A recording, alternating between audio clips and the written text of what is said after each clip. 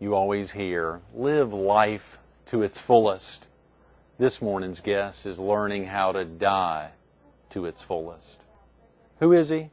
You'll meet him coming up next on Carolina People.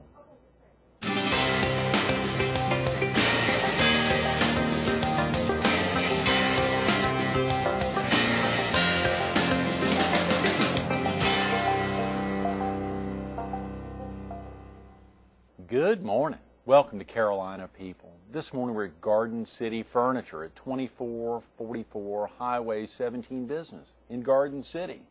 We're focused on palliative care and hospice. And we're visiting with the medical director of Mercy Hospice, Dr. Charles Sasser. Good morning, Dr. Good morning. Sasser. Do you mind if we kick it off with Charlie? I know a lot of folks call you that at 7 a.m. on a Monday morning. Of course, Garden City Furniture was kind enough to let us in early, a little before they opened. Isn't this a great facility? Beautiful. Beautiful, beautiful facility. A great location right out here. We see the cars coming by in the morning.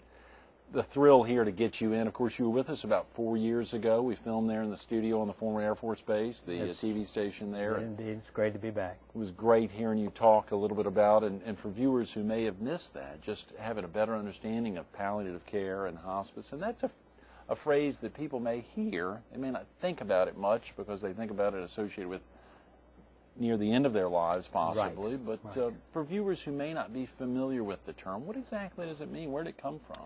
It's a difficult concept to get your mind wrapped around because we are so steeped in traditional medical care. And it really is a different paradigm. It's a different approach. It was coined in the late 80s, really by the British and the Canadians. The traditional definition has to do with to cover over, to hide, actually. We use it in the sense that the word pallium is also a shield, and we use it in the sense of protecting patients, perhaps from unwanted interventions and unnecessary interventions, and to help people make right choices about their care given the context of their lives at the moment that they face life-threatening and incurable illness. Okay. Well, of course, you also serve a role, I failed to mention, as the director of the Palliative Care Program at Conway Medical Center, in addition to being an internal medicine practitioner with your own private practice there in Conway. So 3 hats. Which hat will you be wearing later this morning as you head out of here? Well, I will go this afternoon I'll go later today to hospice meetings on Monday. Sure. Yeah, I have a hospice meeting, and when I finish that, I'll be back in the hospital doing palliative care until the afternoon, and then I'll be in the office. In your office. Golly, yeah, so you really almost every day are wearing all 3 hats. And because so much of our time is spent in conversation with patients and families, families often can't be available until the evening. So usually I'm back in the hospital in the evening having family conferences and things like that. Great point. You know, we think about the ways that palliative care could benefit the patient. Oftentimes it really is benefiting clearly the families as well. Well, the focus of palliative care, as it is in hospice, is that the patient and family are the unit of care that we address. When the definition of the two are pretty much the same, hospice and palliative care. It's interdisciplinary care. It's medical care provided by a truly interdisciplinary team, usually doctor, nurse, chaplain, social worker, who have special skills in addressing the needs of people with chronic incurable illness. What we discover is that when you have a life-threatening illness that's chronic and incurable, your experience of illness is often outside of what traditional medical care can offer for you. And these folks really are out there on their own, floundering, trying to make decisions. And what we try to do is equip them with the kind of knowledge that helps them make the best decisions within the context of their illness.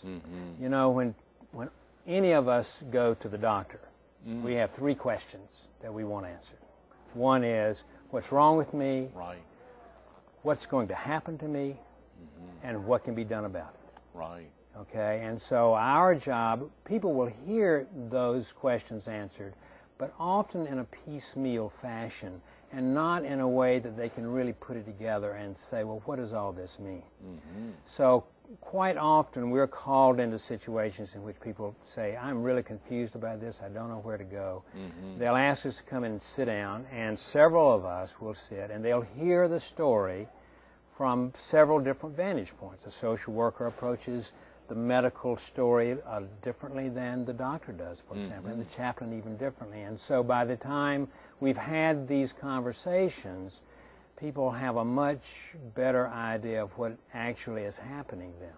Our job is to make sure that they understand what the options are given their current situation, what are the best options, what are the likely consequences of the decisions they might make. Then they are equipped to try to make good decisions. This morning someone said to me, what would you do if it was your mother? That's not the right question. The right question is, now giving what I know and understanding what I value and coming to a sense of what my goals are for the rest of my life, what is the best choice for me to meet those goals?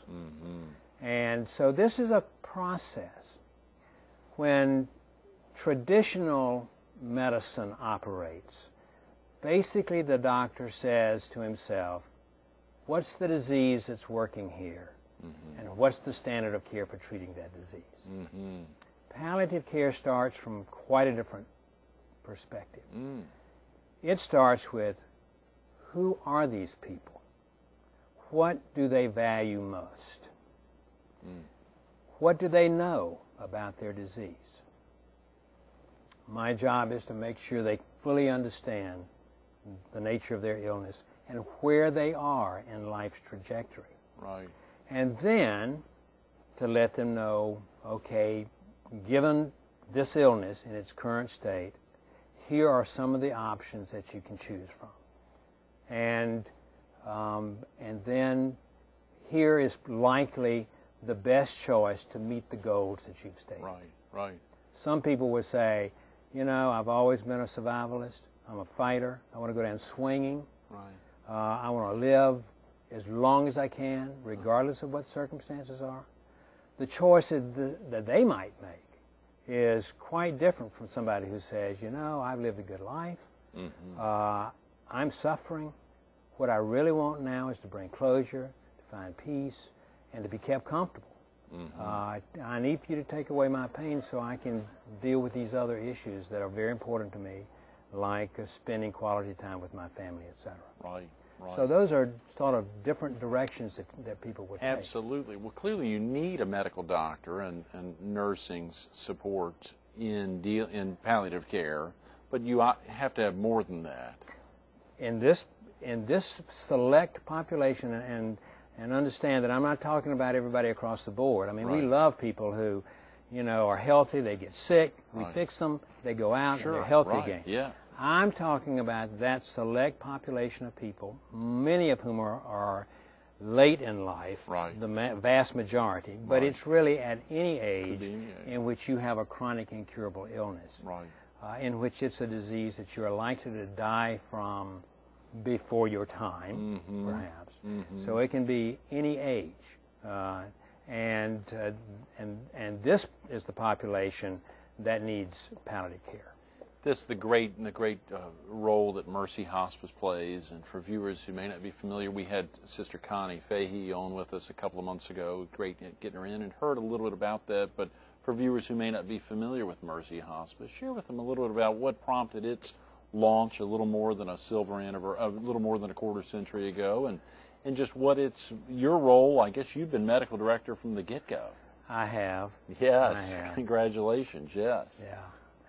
Well, it began in the early 80s, really with an impetus from Bishop Unterkeffler at the time, who felt like he wanted the church to demonstrate that it was broad-based in its approach to end-of-life care. It wasn't just fighting you know, abortions and things like this, but it also wanted quality of life and emphasized that, and offered to give the Sisters of St. Mary that had the hospital in Dillon an opportunity to start a hospice, and he sort of selected Horry County as a place.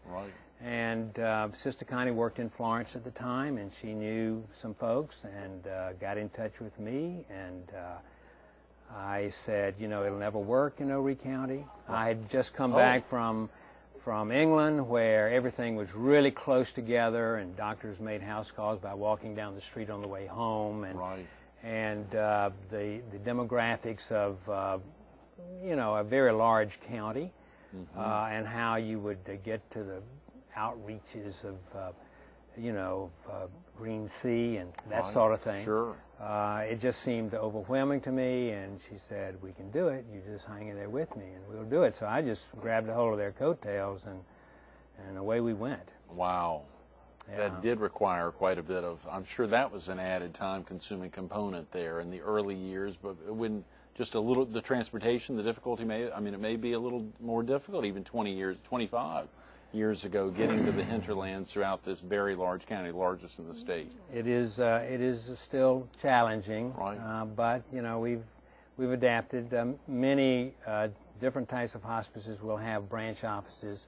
So far, we've elected not to do that because we concentrate our training and education in one area, and I think this is where we've worked very hard to maintain expertise within the hospice. And you've gotten support from all the area hospitals, I believe, the Horry County based. We do. Actually, the Sisters of the Healthcare Corporation, which owned us at last from St. Louis, decided to withdraw from the state. And say they basically gave the hospice to the 3 hospitals here. So there's a consortium of Grand Strand and Loris and Conway Medical Center that actually own and govern the hospice. So I was fascinated to see that in 2008, physicians will, for the first time, be able to become board certified in hospice and palliative care. What's the significance of that, the importance of that? Am I correct, in 2008? Well, it must be a typo, because it was actually 2006. Oh, okay, good. And it's already happened. It has happened. It has happened. Right.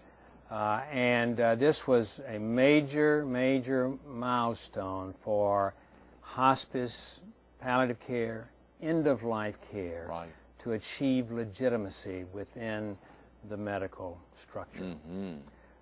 So it's been a very proud moment for us to arrive at that place. For everyone involved. That's wonderful. That's wonderful. Well, I so enjoyed reading a piece. There was a 3 or 4 page piece that was sent over. I think it was a speech you gave in November of 2001, which was very well done, highlighting I think the 20th anniversary of Mercy. 25th. 25th in November 2001. Well, it was very well done, and of course the excitement there.